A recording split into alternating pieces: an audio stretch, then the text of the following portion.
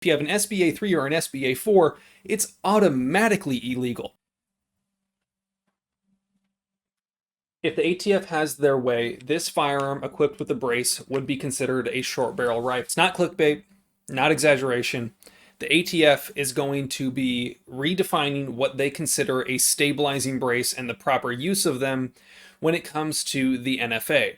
They are looking to rewrite definitions which they do not have the authority nor the power to do so, but are going to attempt to do it anyway. They are a unjust organization that shouldn't exist and is operating tyrannically. But at the end of the day, they will shoot your dog and they will kill your family for not following the laws that they wish to enact, regardless of whether or not they have the true authority. Now, I think non-compliance is a great option for a lot of people, but I think that attacking this on a multifaceted approach, whether it be through protest, legislation, sanctuary states, whether it be lawsuits, whether it be writing your letters and contacting the ATF and telling them to fuck off politely, I think there's many ways to go about this. Now, I want to give you a quick overview of what is going on when it comes to these stabilizing braces.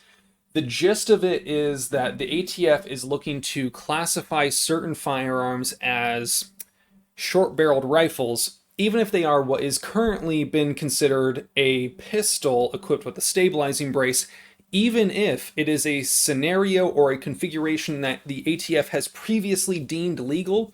Now they are changing the rules yet again in a way that would arbitrarily make every single firearm, if it has a pistol brace, considered a rifle or a short-barreled rifle.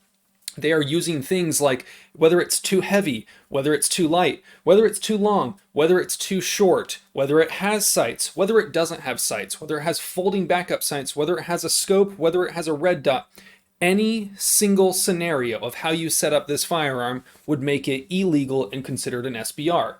Just going through the basics here, I'm going to be reading this on my computer, but I'm going to actually show the basics of it as well on screen when I edit it. So if we look at the section 1, it says the weapon must weigh at least 64 ounces, because their argument is that a handgun, like one of these SIGs, is so light that if you put a pistol stabilizing brace on it, you wouldn't need it, because they're saying that, oh, you know, it's so light, these people with disabilities or whatever it is, you don't get any benefit, you could hold that with one hand. Even though pretty much every handgun is designed to be fired with two hands, just because you can hold it with one hand doesn't mean that a stabilizing brace would not add more capability to it. But, you know, the gun must weigh at least 64 ounces. If it's under 64 ounces, that would make it illegal.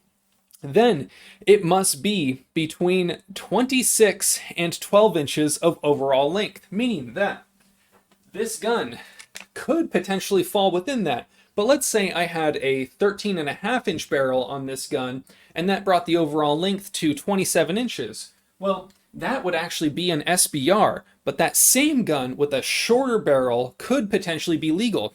Makes sense, right? No, of course it doesn't. Then we get into the point factory. There are two sections that rely on points. Section 2 and Section 3 rely on points. Section 1 is just based off if it does not meet these two criteria, it would be illegal. But then we go to Section 2, where if you get 4 points or more, your gun would be illegal. Section 3, same thing. If you get 4 points or more, it indicates that you are actually using that as a stock. Now, the funniest thing about this is that in the beginning of the actual proposed rule, they say that even if you produce a firearm and make it in a way that would actually fit by their Category 1 or their Section 1 prerequisites and then their Section 2 and Section 3 point system, even if you fall within their point system and it would be legal, they reserve the right to still consider it an SBR anyway. So what's the whole point? Why would they even create these? Well, it's because they want it to be as complex and confusing as possible. I'm going to break down a few of the sections from Section 2 and Section 3 so that you can then maybe write a letter a little bit better, so when you write your comment, you can actually write a good and accurate comment. We'll go over the basics of how to write a good comment later. They say if you look at the accessory design, it's got varying point classifications based on whether or not it is designed with some features or not based off whatsoever a typical stock, or if it incorporates some of those features. Now, what are some of those features? How many of those features would it have to be for it to be based directly on a known shoulder stock design? We don't really know. but it's pretty easy to get 1 or 2 points there on basically every brace on the market. Now, then the rear surface area, depending on how much rear surface area is on the back of that brace, that can actually determine whether or not it would be considered a shoulder stock. So is this too thick? Is it too thin? Is it actually able to be used as a shouldering device? Would it be pretty good? Did you add material? Did you remove material? Well, that's going to depend on how many points you're going to end up getting. The adjustability. Now, if it's not adjustable, you get no points. But if it's an adjustable or telescoping stock, like the SBA4 or the SBA3, or sorry, a brace, and it uses the adjustable stock buffer tube, like the SBA3 or the SBA4, that would get you 2 points. So it's basically, if you have an SBA3 or an SBA4, it's automatically illegal. It is impossible to use an SBA3 or an SBA4 brace. The most common braces on the market, it is impossible to use them. Now, then it goes on to how is it stabilized? Does it use a fin or a cuff? Does it use counterbalances? Does it use a strap? How does that work? Does it split? Or is it kind of just a solid tube that you stick your arm in? Is it like a fleshlight? You know, they don't say fleshlight. But you can look at all these categories and it's just ridiculous because there's no actual way to make it work. Going on to section 3, it's got comments about length of pull. Now, here's the deal. Length of pull is going to be completely determined on the own individual. If you're 5'2", I would imagine that your forearm length is significantly different than someone like me who is 6'2". So this stabilizing brace would be able to fit within my arm. But let's say I was 5'2" and had forearms that were about 3 or 4 inches shorter. I would absolutely need a shorter one. But me being tall, or if I was even taller than I am, I could see myself easily needing a 14 or a 15-inch overall length of pull. So for the fact that if you have a length of pull of over 10.5 inches, it would automatically give you 1 point in that category? Crazy. When most of them are going to be sitting at around 12 inches, that puts you at about 2 or 3 points, depending. Then it talks about how does it attach. Well, if it attaches with a rifle style buffer tube, you're going to get at least a point. If it's a extended tube, like a A5 tube or an extended pistol tube, you're getting even more points. So it's truly impossible for you to actually comply with this. Then they talk about peripheral accessories. Now I'm going to be showing you this on a normal rifle, but you got hand stops, right? If you have a hand stop, you automatically get 2 points for category or for section 3.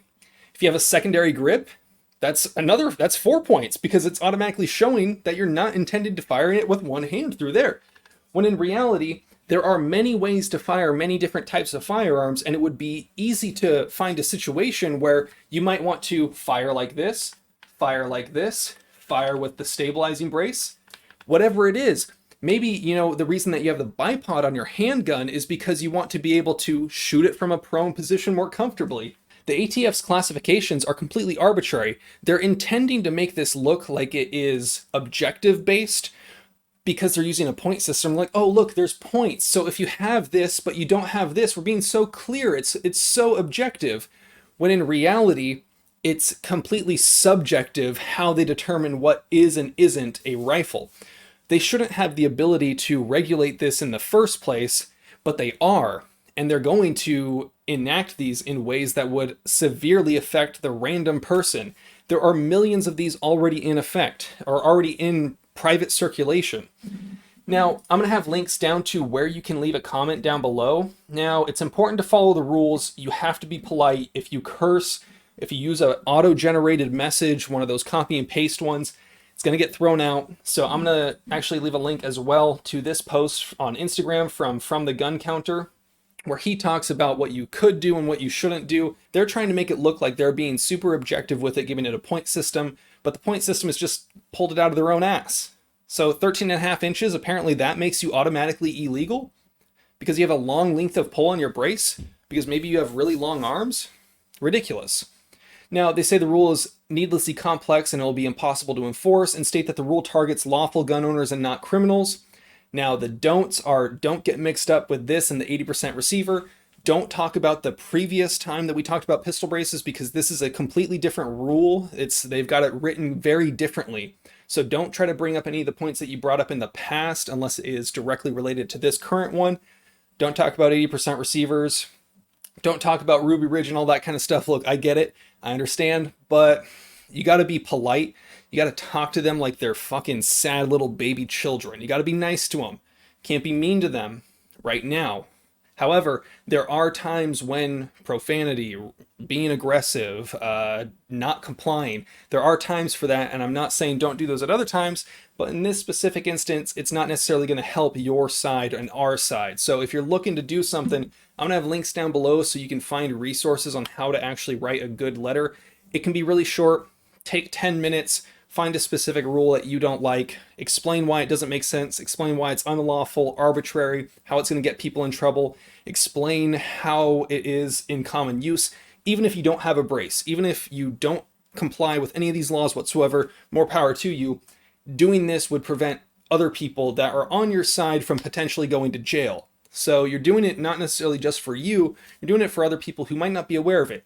Think about the 80-year-old dude who probably bought a pistol brace equipped firearm back in 2015 because it's like, oh, damn, that's cool. What are those young whippersnappers doing? Some kid behind the gun counter convinces him to buy it. And then now he's sitting in a position where he's shooting in 2021 and he goes to jail for the rest of his life because he wasn't aware that what he was in possession of is now a felony after 8 years. Think about that. Maybe think about protecting those people that might not know what's going on. You and I are very tuned in. So it's our responsibility to kind of look out for some people that might not be as tuned in. But at the end of the day, you guys know the drill. Have fun, be safe, stay dangerous. Peace.